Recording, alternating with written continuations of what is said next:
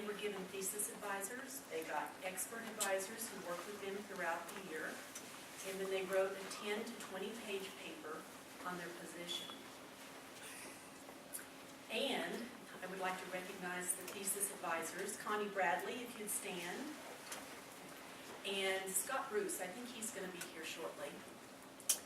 And Mrs. Sachs is, Mrs. Sachs, would you like to stand? She is our headmaster at Collective.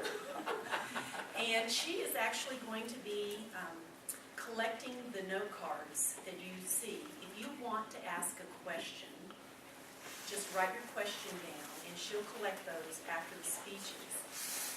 So what happened is that our students wrote the 10 to 20 page paper, and then they narrowed it down to a 10-minute speech. So the interlocutors, who are these three gentlemen, I will introduce individually as we progress. They will ask them or cross-examine them and have the students defend their position. So after they have finished with their questioning, then we can ask any questions that you may have. We only have 10 minutes, however, to do the Q&A. And so we have a timer here. Daniel Sachs, if you would stand up. He is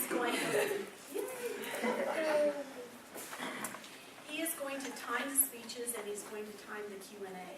And so we should probably have about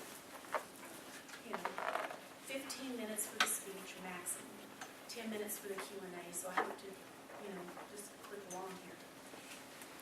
Daniel may say time. He's going to use hand motions for the speakers, and at some point, if they're going a little over, he'll say time, and he'll do that by this hand motion. And then if they need to wrap up, and then if they don't, he'll say time out loud. So if you hear that, you'll know why. Let's